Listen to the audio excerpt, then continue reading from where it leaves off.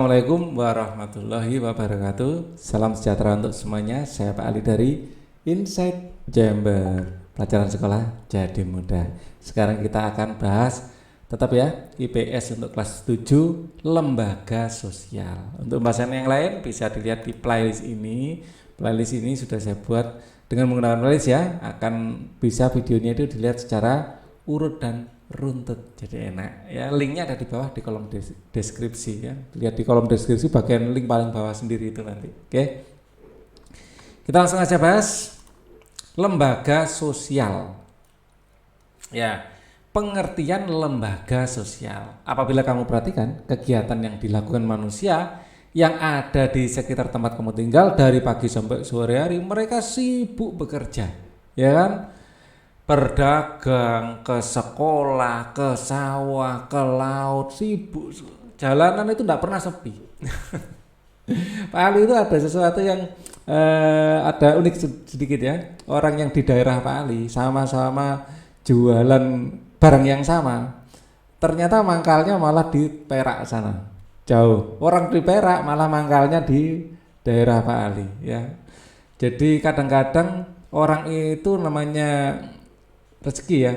Nah, memiliki pasar yang kadang-kadang jauh, nggak di sekitar rumahnya. Nah, ini yang membuat lalu lalang manusia itu di kota ya itu besar. Nah, orang sekolah juga gitu. Kadang-kadang nggak mau sekolah yang di dekat rumah, maunya yang jauh. Ya karena berbagai alasan ya, karena berbagai alasan. Nah, maka pemerintah punya ide untuk zonasi itu dari sana, sehingga orang itu diharapkan sekolah itu yang deket-deket ya, akhirnya apa, bisa menguraikan kemacetan di kota. Karena kalau pagi waduh anak berangkat sekolah, ini masih ya masih pandemi, kalau nggak pandemi macetnya luar biasa. Nah itu ya, sangat sibuk ya. Kesibukan itu tentu saja mempunyai tujuan yang ingin dicapai ya. Anak sekolah yang ingin memperoleh pendidikan, yang ini ke laut ya tentu saja menangkap ikan ya, atau mungkin menyeberangkan barang dagangan. Nah, yang berdagang ingin menjual atau membeli ya. Berdagang itu kan bisa berjual atau membeli. Nah, kulaan istilahnya kan gitu ya. Kesibukan itu tentu saja mempunyai tujuan ingin dicapai. Tahukah kamu apa tujuannya? Tentu jawabannya tergantung dari masing-masing orang. Tetapi pada dasarnya mereka ingin memenuhi kebutuhan hidupnya pada intinya.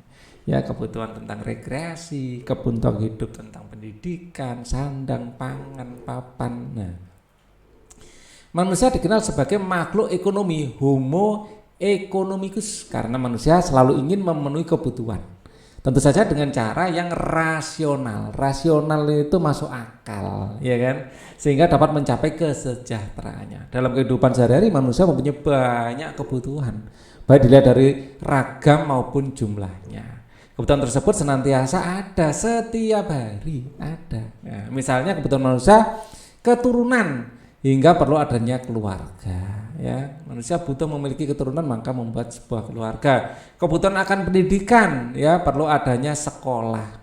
Nah, kebutuhan akan makan, ya perlu adanya pasar, tempat menjual makanan atau membeli makanan. Nah, untuk mendapatkan makanan dan sebagainya. Nah, di sini ada wawasan norma. Nah, ini penting ya. Arti norma adalah tingkah laku yang diterima atau diperlakukan dalam keadaan tertentu. Nah, itu pengertian dari norma. Norma mencerminkan aturan permainan, ya. Dengan kata lain menentukan patokan. Nah, patokan dalam bertingkah laku. Ya, jadi norma itu patokan dalam bertingkah laku. Ya, dan untuk menilai perbuatan. Ya, norma sosial macam-macam, ada norma agama ya, ada norma susila, norma adat, macam-macam. Ini definisi menurut Alvin Bertrand dan ilmuwan lain akan mendefinisikan mirip-mirip tapi dengan bahasa yang berbeda. Akan tetapi manusia tidak mampu melakukan aktivitasnya sendiri karena kita memang makhluk sosial, bukan makhluk individu. Dalam memenuhi kebutuhan, semua kebutuhan hidupnya, dalam rangka memenuhi kebutuhan itu manusia harus melakukan interaksi dengan orang lain. Nah, baik secara individu maupun secara kelompok. Ya, setiap masyarakat mempunyai kebutuhan yang apabila dikelompokkan terhimpun menjadi lembaga-lembaga sosial. Ya, perilaku masyarakat tersebut dapat dilihat dalam kelembagaan sosial. Selanjutnya mari kita bahas mengenai lembaga sosial. Dalam pengertian sosiologis, ya, lembaga dapat digambarkan sebagai suatu organ yang berfungsi dalam kehidupan masyarakat. Ya.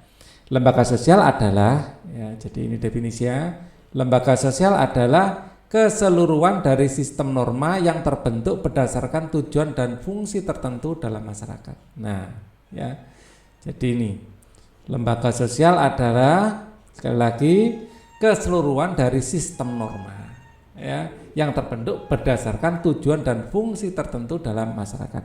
Dapat juga dikatakan bahwa lembaga sosial merupakan himpunan norma-norma. Ya, norma-norma yang terkumpul menjadi satu jadilah lembaga sosial yang berhubungan dengan kebutuhan pokok masyarakat. Jadi lembaga sosial adalah himpunan dari norma-norma. Nah, macam-macam normanya. Ya, ini membentuk seperti lembaga sosial. Terbentuknya lembaga sosial berawal dari kebutuhan masyarakat akan keteraturan hidup bersama. Nah ini, ya. Jadi manusia itu menyukai keteraturan, kepastian, ya, kenyamanan. Nah itu maka terbentuklah sebuah norma. Lembaga sosial terbentuk dari norma-norma yang dianggap penting dalam hidup masyarakat. Terbentuknya lembaga sosial berawal dari individu sebagai makhluk sosial. Tidak mampu untuk hidup sendiri, mereka saling membutuhkan. Sehingga timbul aturan-aturan yang disebut norma kemasyarakatan. Pada dasarnya manusia tidak mampu hidup sendiri. Ya, lah ini. Jadi norma kesopanan, ya, susila di sekolah adalah saat datang mencium tangan bapak dan ibu guru yang bertugas jaga, terutama, ya, biasanya di SMP. Itu di pintu gerbang atau di depan kelas itu ada bapak ibu guru, ya, yang berjaga di situ untuk menyambut kedatangan siswa-siswa. Nah, kalian cium tangan. Itu menjadi sebuah kebiasaan, ya, sebuah norma. Apabila kalian tidak mau melakukan itu, pasti kena teguran. Mbak, mas, sini ya. Sambil mungkin bapak dan ibu guru, ya, mengucapkan selamat datang, ya, menyapa, memeriksa kerapiannya. Nah, seperti itu. Dalam mewujudkan tujuan, manusia selalu membutuhkan orang lain. Manusia membutuhkan komunikasi dengan manusia. Sebagai contoh, mari kita perhatikan sejak lahir. Nah, kita tidak bisa apa-apa. Kita hanya bisa nangis ada gitu. Kita mau makan disuapin, mau minum disuapin, buang air dibantu, ya. Jadi nggak bisa, sampai bisa bicara itu pun kita membutuhkan, ya, membutuhkan orang lain, ya. Sampai dewasa pun membutuhkan orang lain, apalagi semakin tua.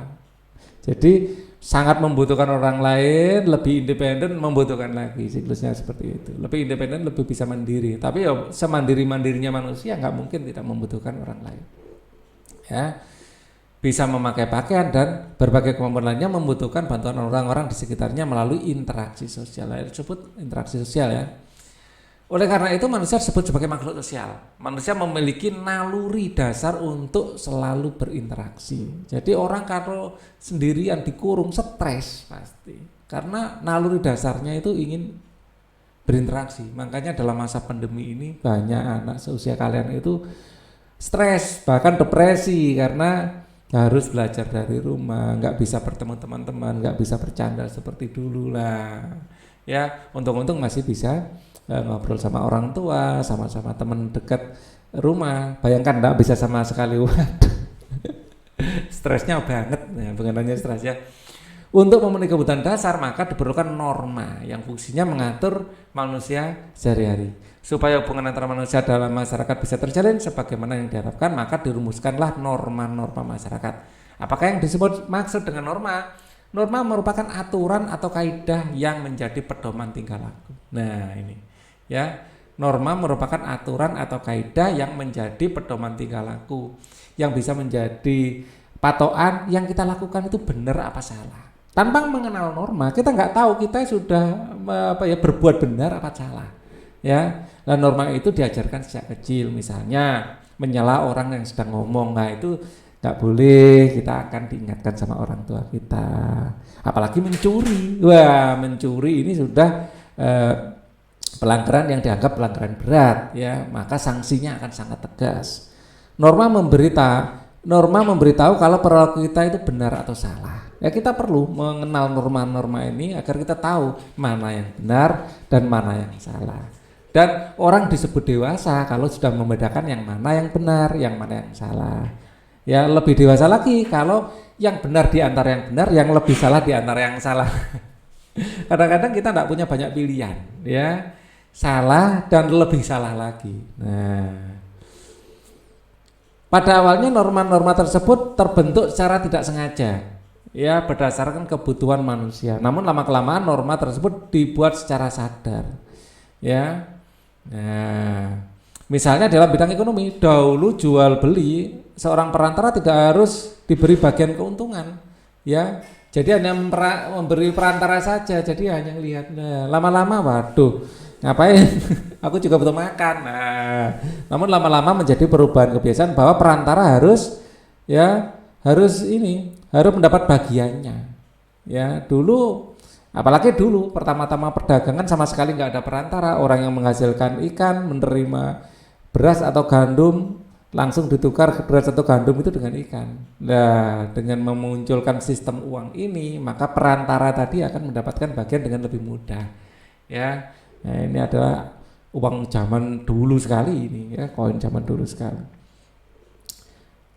Contoh lain dalam bidang ekonomi adalah sistem barter menjadi menggunakan alat tukar berupa uang. Contoh lain adalah aturan-aturan di sekolah tata tertib harus ditaati seluruh peserta didik. Peserta didik harus menggunakan pakaian seragam. Nah, ini aturan yang sudah mengikat ini ya, norma yang lebih tegas sanksinya.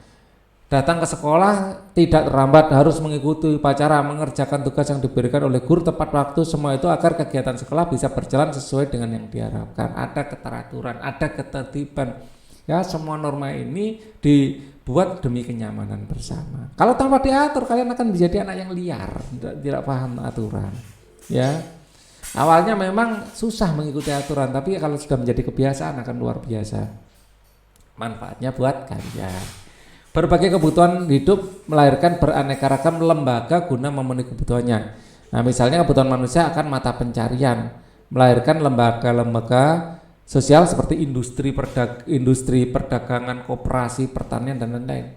Dalam hidup bermasyarakat, manusia membutuhkan seperangkat aturan-aturan atau norma untuk mengatur hubungan antara manusia. Dan ini sudah sejak dulu. Dulu ada the Cyrus Cylinder, from the rules of Cyrus the Great Persia is regulated as the first human right. Jadi aturan hak asasi manusia yang pertama di sini. Ya, ini ada 500 tahun sebelum Masehi. Ya, hak asasi manusia sudah diatur di sini. Ya, orang Cyrus ya, orang Persia. Nah, sudah ada aturannya. Nah, ini merupakan aturan yang akhirnya mengikat. Norma-norma itu dijadikan pedoman bagi anggota masyarakat dalam memenuhi kebutuhannya agar terlaksana sebagaimana yang mereka harapkan. Nah, sejak dulu usaha manusia untuk membuat suatu norma-norma, menstandarkan norma itu sudah ada.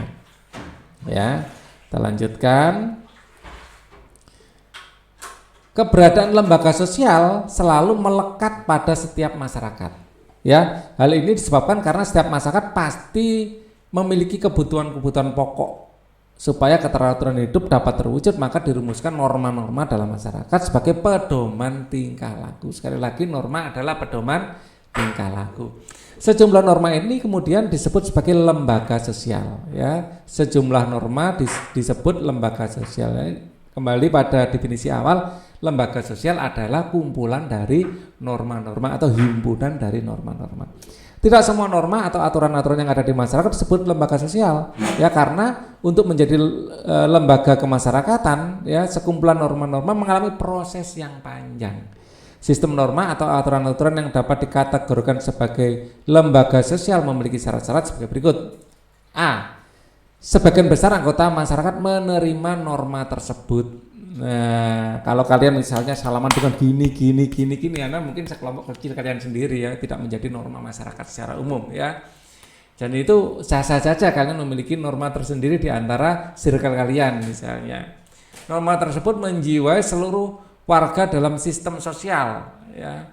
Norma tersebut menjiwai, jadi semua sepakat ya, dan semua itu bisa berusaha melaksanakan. Norma tersebut mempunyai sanksi yang mengikat ya setiap anggota masyarakat. Ya, misalnya norma belajar. Zaman dulu bahkan sebelum Indonesia itu ada, norma menghargai guru itu sudah ada.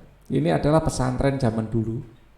Ya, bagaimana santri itu sangat normatif, sangat menjaga norma-norma, sangat menghargai pengajarnya walaupun pengajarnya juga sama-sama masih kecil.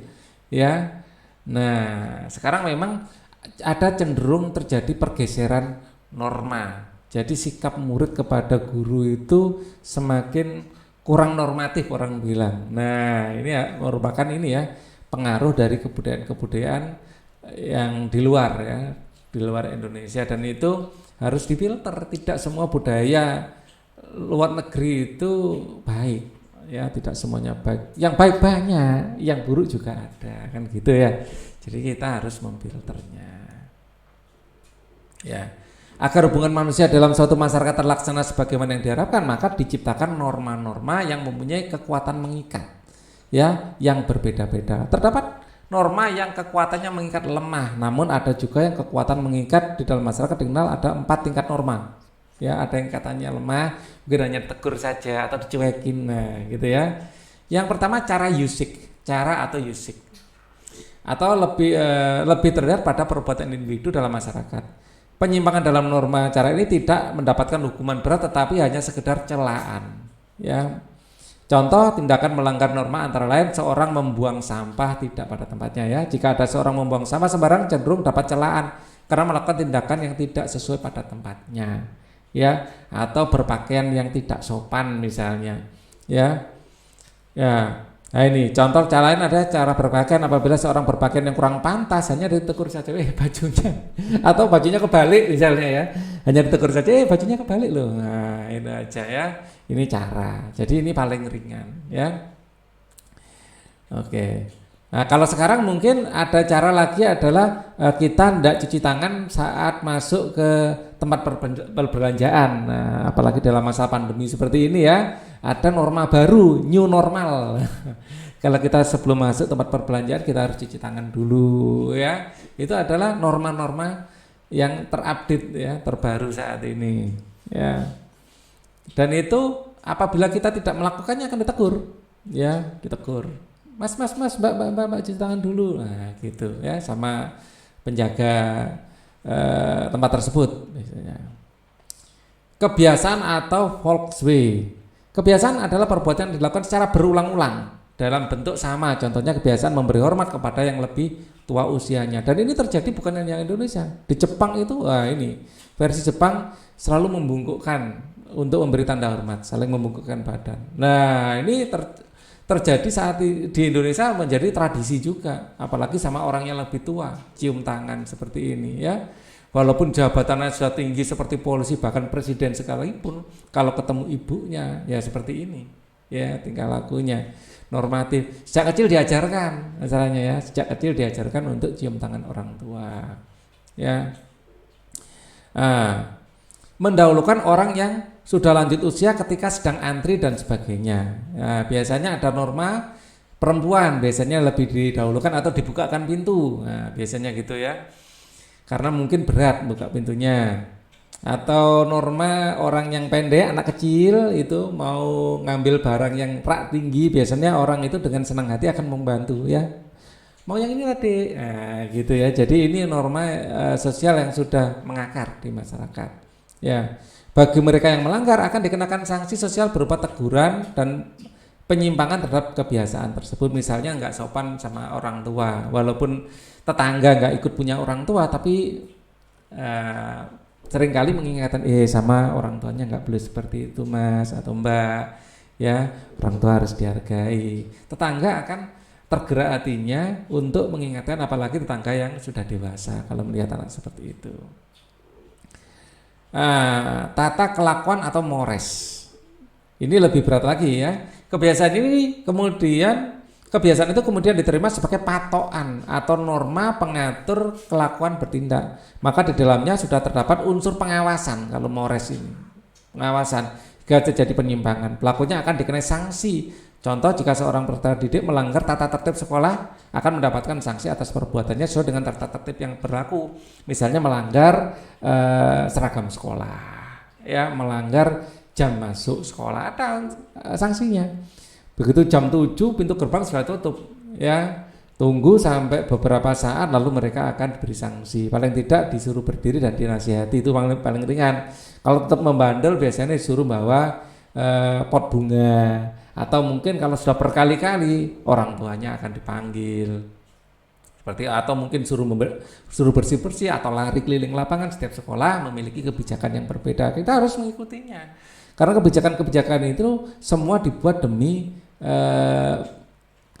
kalian juga, demi lancarnya proses belajar mengajar di sekolah, ya. Nah, ini ngobrol saat berkendara. Nah, di sini sudah tegas sanksinya. Kalau dulu diingatkan, mas jangan ngobrol sambil berkendara mungkin gitu. Kalau sekarang tegas sanksinya, ya. Ngobrol saat berkendara bisa kena denda 750.000, tegas. Apalagi setiap jalan banyak CCTV. Ya, apalagi nggak bawa helm, ngobrol. CCTV sekarang mengintai di setiap tempat, ya, dan bisa langsung secara otomatis melihat nomor plat motor dan langsung mengirim surat denda ke rumah. Ya, 750.000 kena 2 kali 1.500.000. Wah, berat sekali ya kan? Nah, ini untuk memberi efek jerah. Karena banyak sekali kecelakaan terjadi gara-gara hal tersebut dilakukan. Ngobrol di jalan, terima telepon itu juga kena denda. Ya, naik motor nggak boleh sambil baca SMS. Kalau ketahuan bisa kena denda. Dan sekarang ketahuannya gampang karena CCTV ada di mana-mana. Lah, ya, CCTV sudah secara otomatis langsung ngeprint dendanya, langsung otomatis alamatnya. Ya, semuanya dilakukan oleh mesin. Kita nggak bisa berkelit, ya. Tata kelakuan semakin kuat mencerminkan kekuatan pola kelakuan masyarakat yang mengikat para anggotanya. Bagi anggota masyarakat yang melanggar adat istiadat, maka mendapat sanksi sesuai dengan adat masing-masing. Norma tersebut mempunyai dasar yang sama, ya. Ya, adat istiadat ini malah lebih berat ini, ya. Yaitu memberikan petunjuk bagi tingkah laku ini, ya. Saya baca, norma-norma tersebut mempunyai dasar yang sama, yaitu memberikan petunjuk bagi tingkah laku seseorang untuk hidup di dalam masyarakat. Agar lebih jelas, perhatikan tabel perbedaan antara norma-norma di bawah. Ya, untuk adat istiadat ini ada yang keras sekali. Kalau di Aceh misalnya, ya, itu adat di sana, dia di Aceh itu menjalankan hukum Islam secara ketat. Ya, jadi kalau ketahuan laki-laki dan perempuan berpacaran, ya, itu bisa kena hukum cambuk kalau di sana. Ya. Nah, upacara adat penjemputan pengantin pria dan perkawinan salah satu suku di Indonesia. Nah, ini adat pengantin, ya. Nah, kalau di Amerika ada orang ketahuan goda perempuan, oh itu bisa kena sanksi juga, sama, ketat juga di sana. Ya, jadi hak manusia, human rights sangat dijunjung tinggi. Ya, normanya sanksinya berat, bisa pidana itu, ya. Nah, masuk halaman orang tanpa izin, kalau di Amerika bisa langsung dipanggilkan polisi. Ya, kalau di Indonesia belum sampai seketat itu, ya. Jadi setiap daerah memiliki keunikan normanya masing-masing, ya. Dan kadang-kadang itu sangat bertolak belakang antara satu daerah yang satu dengan daerah yang lain, ya, bisa bertolak belakang. Mari kita lihat tabel perbedaan norma, ya. Cara atau usage norma yang menunjukkan pada satu bentuk perbuatan sanksi yang ringan terhadap pelanggarnya. Misalnya nggak mau antri, sanksinya ringan saja, ditegur biasanya, ya. kebiasaan atau meludah di sembarang tempat. Ini bisa ringan bisa berat. Ya, di satu daerah mungkin ringan, hanya ditegur bahkan nggak ditegur sama sekali, cuman orang gitu aja. Ada yang sampai didenda. Ya. Ini kebiasaan. Kebiasaan kemudian kebiasaan atau Volkswagen ini cara ya. Kebiasaan norma yang menunjukkan perbuatan yang dilakukan secara berulang-ulang dalam bentuk yang sama. Ya. Kata kuncinya kebiasaan adalah berulang-ulang. Ya. Kalau ini adalah bentuk perbuatan, sanksi ringan ya. Jadi kata kuncinya adalah sanksi ringan. Ya, cara atau usik perbuatan yang kalau dilanggar sanksinya ringan. Kebiasaan kata kuncinya adalah sesuatu yang dilakukan berulang-ulang. Ya, seperti cium tangan pada orang tua ya. Kelakuan atau mores ya. Kebiasaan yang dianggap tidak hanya sebagai perilaku tetapi sebagai norma pengatur. Ya. Misalnya tidak boleh mencuri, ya itu kelakuan sudah hukumannya tegas ini. Ya. Tidak hanya sebagai perilaku tapi norma pengatur, tidak boleh itu kan gitu ya. Kemudian adat istiadat tata kelakuan yang menyatu pada pola perilaku masyarakat dan memiliki kekuatan mengikat yang lebih. Ya, jika dilanggar sanksi keras akan didapatkan dari masyarakat. Ya. Nah, misalnya melanggar hukum adat, ya ada dulu, entah sekarang masih ada apa enggak, adat itu mungkin masih ada kalau orang Bali menikah sama orang di luar Hindu, ya, ada upacara pembuangan. Nah itu kan hukum adat, secara biologis masih dilakui sebagai anak, tetapi secara adat itu sudah enggak, kayak dibuang gitu. Ada. Itu adalah hukum adat istiadat, ya. Kalau tadi saya contohkan juga kalau di Aceh itu ada orang dihukum cambuk apabila berpacaran, ya, atau laki-laki sama perempuan di tempat sepi gitu bisa kena hukum cambuk dan macam-macam. Di setiap daerah itu punya keunikannya sendiri, punya keunikan pelaksanaan hukum adat sendiri, ya. Lembaga sosial umumnya lahir berdasarkan nilai dari norma dalam masyarakat. Untuk mewujudkan nilai sosial, masyarakat menciptakan aturan-aturan yang disebut norma sosial, ya, yang membatasi perilaku dalam kehidupan bersama. Karena kepentingan kita itu batasannya adalah kepentingan orang lain kan gitu ya. Sekumpulan norma akan membentuk suatu sistem norma. Ya, inilah awalnya lembaga sosial terbentuk, ya, kumpulan dari norma-norma. Ya, lembaga sosial terbentuk dari nilai norma, adat, tata kelakuan dan unsur budaya lainnya yang hidup di masyarakat. Jadi lembaga sosial terbentuk dari nilai norma, adat, tata kelakuan dan unsur budaya lainnya yang hidup di masyarakat. Setiap masyarakat menjunjung tinggi nilai norma yang berlaku yang telah disepakati bersama. Ya. Setiap masyarakat akan menjunjung tinggi nilai norma yang berlaku yang telah disepakati bersama. Nilai dan norma menjadi salah satu yang melekat dalam masyarakat secara turun-temurun. Ya, serta dianggap sebagai kebaikan atau kebenaran itu sendiri. Ya, di suku Osing, apabila orang mau menikahi perempuan, ada proses kayak mencuri perempuan itu. Ya, jadi kayak menculik. Ya, dan itu menjadi norma di sana. Ya, jadi kita kok seperti itu melanggar HAM, nggak bisa seperti itu juga karena itu sudah menjadi norma adat di suku Osing. Di satu daerah ada yang garis keturunan itu berdasarkan laki-laki, ada yang berdasarkan perempuan, bisa berbeda, bisa bertolak belakang. Di satu daerah yang melamar laki-laki, di daerah lain yang melamar perempuan ada, ya. Dan itu apakah sah saja karena di masyarakat itu ya sudah menjadi kesepakatan bersama, menjadi norma umum. Ya, kadang-kadang di satu daerah dan di daerah lain bertolak belakang. Itu baru satu daerah. Kalau beda negara, waduh. Ya, lain lagi ya ceritanya, ya. Normanya bisa sangat bertolak belakang. Ya. Di Jepang memberi tips ngasih uang pada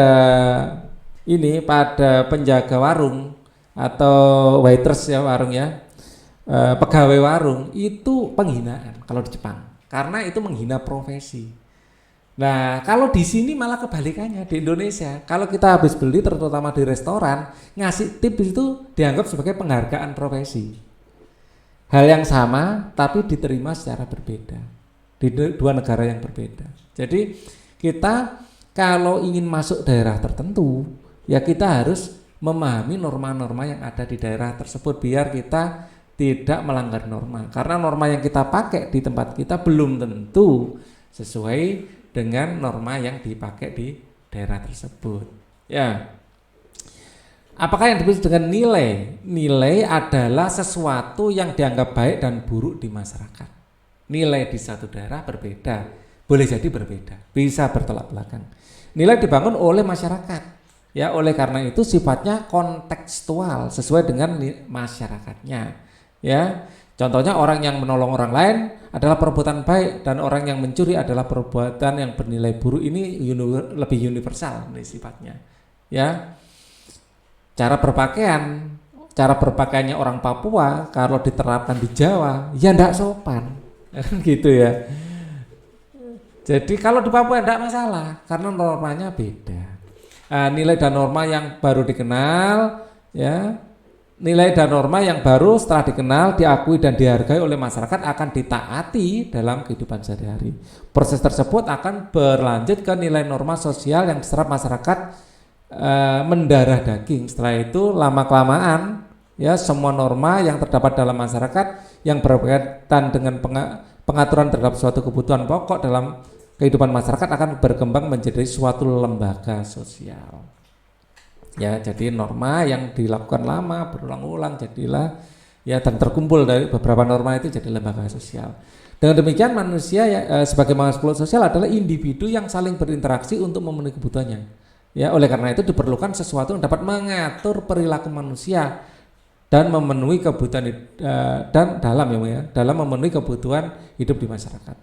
Sesuatu yang dapat mengatur perilaku tersebut adalah lembaga sosial. Jadi lembaga sosial adalah sesuatu yang dapat mengatur perilaku manusia dalam bermasyarakat. Ya.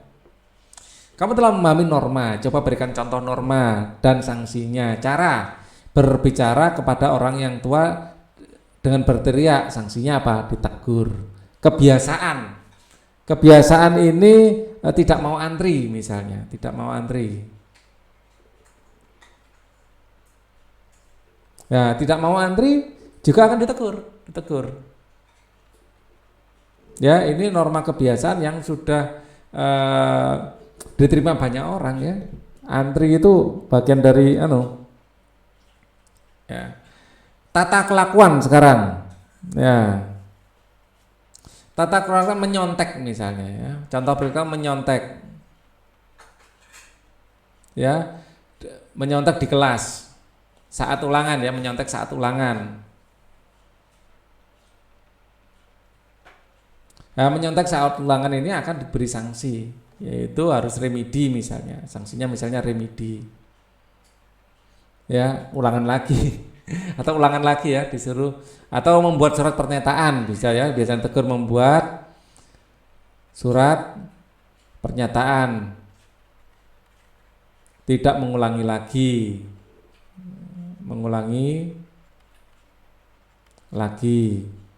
nah, biasanya enggak sekali, bisa sampai 10 kali, 20 kali, 100 kali. Adat istiadat ini misalnya adalah adat kita pakai apa ya? Yang di Aceh ya, bisa misalnya berduaan di tempat sepi, lawan jenis berduaan di tempat sepi. Ya bisa kena hukum cambuk. Ini hukum adat ya. Atau kalau di Bali menikah dengan orang yang beda suku atau beda agama akan ada upacara pembuangan ya, dan itu memang adat. Jadi apalagi ya, mungkin sanksi bisa juga dikucilkan ya, kalau melawan hukum adat itu bisa dikucilkan sama masyarakat ya, misalnya mencuri ya, mencuri bisa mungkin dikucilkan. Orang yang suka mencuri bisa dikucilkan ya. Jadi nggak dipercaya lagi. Nah, ini berat ini. Ya. Nah, itu adalah contoh-contoh ya. Contoh-contoh, kalian bisa membuat contoh-contoh sendiri sesuai dengan daerah kalian. Ya, adat apa yang dilanggar dan apa sanksinya. Ya, kebiasaan apa yang dilanggar, kebiasaan tidak mencium tangan orang tua ya, misalnya kebiasaan. Nah, ini bisa ditegur. Ya. Oke, ini ada kita sampai pada halaman berapa ini? Halaman 101 ya. Nanti akan kita lanjutkan lagi ya. Berikutnya kita akan membahas jenis dan fungsi lembaga sosial ya di video selanjutnya. Untuk video ini cukup dulu ya. Saya akhiri. Thank you for watching. Wassalamualaikum warahmatullahi wabarakatuh.